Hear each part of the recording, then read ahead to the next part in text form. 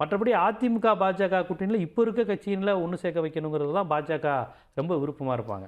விஜய்க்கு இருக்கக்கூடிய இன்னொரு விஷயம், அதாவது ஆடிட்டர் குருமூர்த்தி வந்து பாமக நிறுவனரை சந்திக்கிறதுக்கு முன்னாடி தாவேகா பாமக கூட்டணி அமைறதுக்கான வாய்ப்புகள் இருக்கான சில விஷயங்கள்லாம் கூட பேசப்பட்டுச்சு. ஸோ பாமக தாவேகா இப்படி ஒரு கூட்டணி அமைறதுக்கான வாய்ப்புகள் இருக்கா? ஏன்னா இன்னைக்கு பேசும்போது மருத்துவர் ராமதாஸ் சொல்றாரு, இன்னும் சில நாட்களில் 3 மாதங்களில் ஒரு நல்ல முடிவு வரும், நல்ல செய்தி சொல்லுவோம். அது எங்கிருந்து வரும்னு தெரியல, சென்னையிலேருந்து வருமா தைலாபுர தோட்டத்திலேருந்து வருமானு தெரியல அப்படின்ற ஒரு விஷயத்த சொல்றாரு. ஸோ கூட்டணிக்கான ஒரு கால் எடுக்கக்கூடிய ஒரு இடத்துல ராமதாஸ் இருக்கிறார் அப்படின்றத அந்த செய்தி நமக்கு உணர்த்ததா எடுத்துக்கிட்டா கூட அப்படி ஒரு வாய்ப்பு இருக்கா?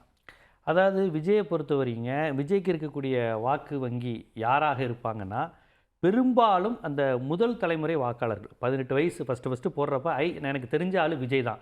அவங்களுக்கு வந்து வேறு எந்த தலைவரும் அவ்வளோவா தெரியறதில்ல. அவங்களுக்கு பார்த்து டான்ஸு பாட்டுன்னு ரசித்த அந்த வாக்காளர்கள் கூட்டம் வந்து பார்த்த உடனே விஜய்க்கு வாக்களிக்கணும்னு நினைக்கிறாங்க.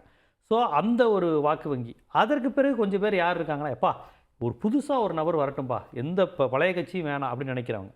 இப்போ இந்த தரத்தில் ஒரு பாமகவுடனோ இல்லை வேறு சில கட்சியுடன் கூட்டணி வச்சாங்கன்னா, இவரை வந்து இவர் என்ன முகத்தை சொல்லி வந்தார், நான் ஒரு புது ஆள், மற்றவங்க மாதிரி கிடையாது, நான் மதவாதம் பேச மாட்டேன், சாதிவாதம் பேச மாட்டேன், நீங்கள் புதுசாக நம்பலான்னு சொல்லக்கூடியவங்க பாமக மாதிரி ஒரு கட்சியோட உங்கள் கூட்டணி வச்சாங்கன்னா, பாமக ஏடிஎம்கேயோட கூட்டணி வச்சிருக்கு, பிஜேபியோட கூட்டணி வச்சிருக்கு, அவங்க வந்து ஒரு சாதி கட்சிங்கிற விமர்சனம் இருக்குது, முத்திரை இருக்குது.